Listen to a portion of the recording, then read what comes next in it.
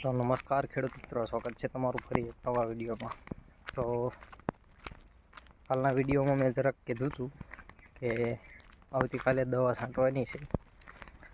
તો અમુક વ્યક્તિના જે અત્યારે જીરાની અંદર છોડ બળવાનું વધી ગયું છે। આપણા ઓલામાં નથી પણ બીજાના જીરામાં આંટો માર્યો એમાં મને એવું દેખાણું છોડ બળવાનું છે, વધારે થઈ ગયું છે।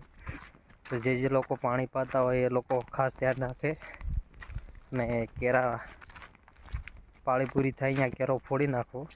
એનું કારણ છે કે જો પાણી ભરે છે ને તો જીરું બધું અહીંયા હુવડાવી દેશે અને એના કારણે છોડ બળશે ને જો છોડ નહીં બળે ને તો છોડ પીળો થઈ જશે।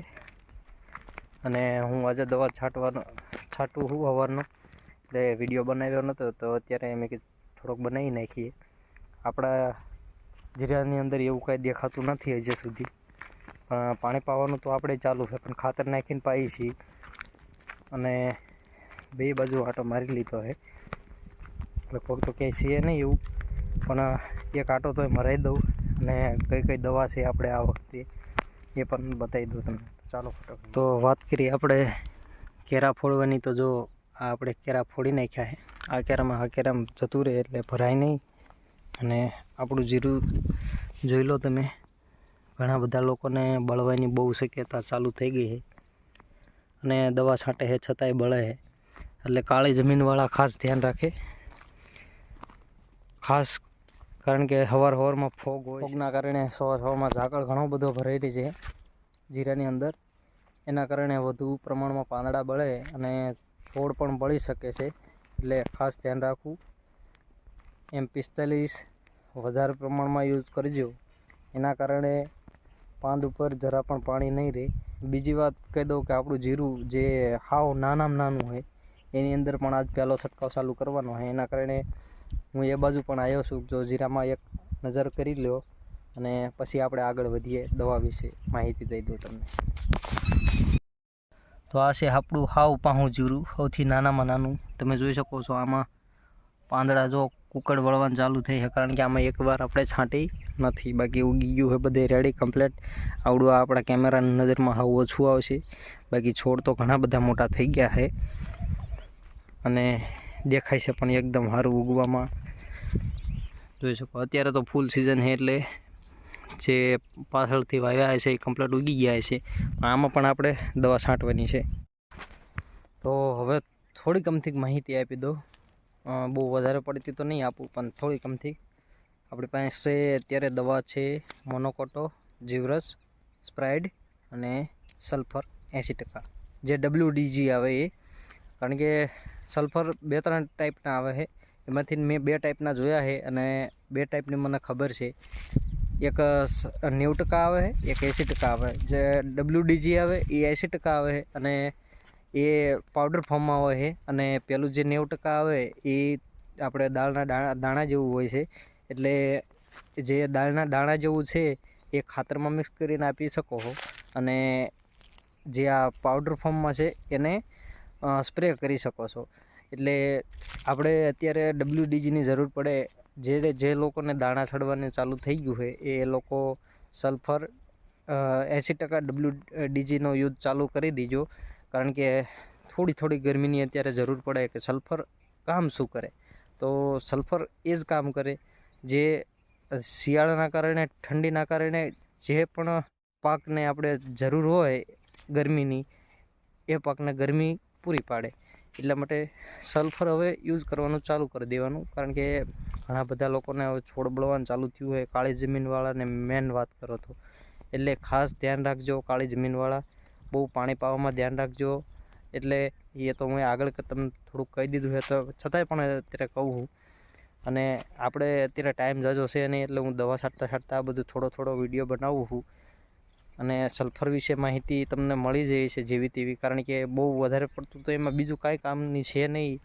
એ સલ્ફર 2 જ વસ્તુનું કામ કરે, ગરમી આપવાનું, બીજું કોઈ પણ એનું કામ છે નહીં। એટલે જે લોકોને જરૂર હોય એ સલ્ફર યુઝ કરવાનું ચાલુ કરી દેજો, દાણા છડવાના ચાલુ થઈ ગયા હોય જે લોકોને, એના માટે। તો ચાલો જે સાંજ સુધીમાં જો હું થોડોક જીરામાંથી નવરો થઉં, બીજું કોઈ દવા છાંટવા આવે તો હું થોડોક નવરો થઈ દઉં, તો આગળ વિડીયો કન્ટિન્યુ કરશું। તો તો ચાલો પછી મળીએ ફટાફટ.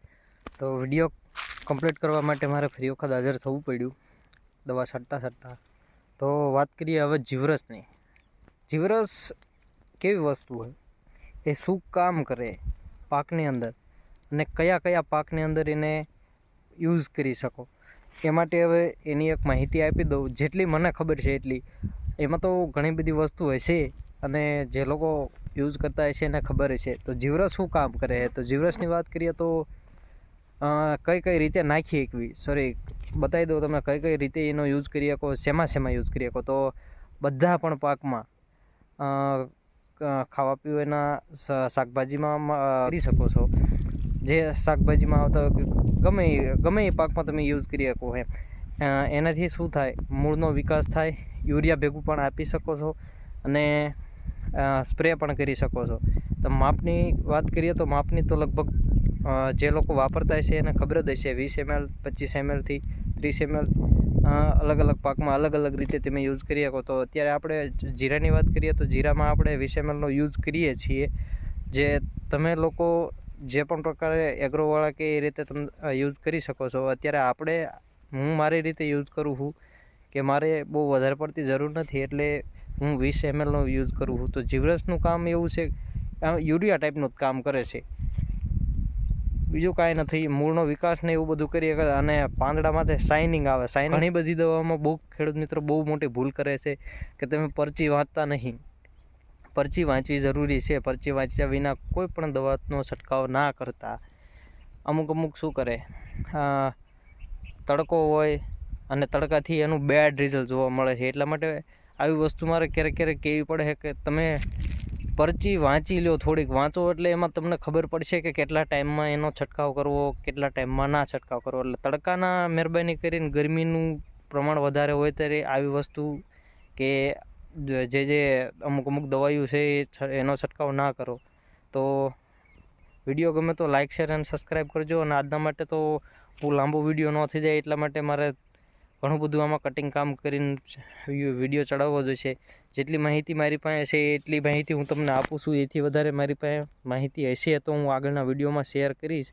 એટલે જેટલી હતી એટલી મેં તમને આપી છે. યુઝ તમે તમારી રીતે એગ્રોવાળાને પૂછીને કરી શકો છો. કારણ કે આપણી પાસે ઓનલાઈન મંગાવેલા ડબલા છે, એટલે એમાં કોઈ જાતનું માપ કાંઈ લખેલું આવે નહીં. એટલે એ આપણે નક્કી કરવાનું હોય કે કોઈકને પૂછીને પણ નક્કી કરી શકો. એમાં લખાણ પણ આવે છે, એટલે તમે કેટલો યુઝ કરતા હોય એ તમારા પ્રમાણમાં યુઝ કરી શકો. તમારે કેટલી જરૂર છે એ પ્રમાણે.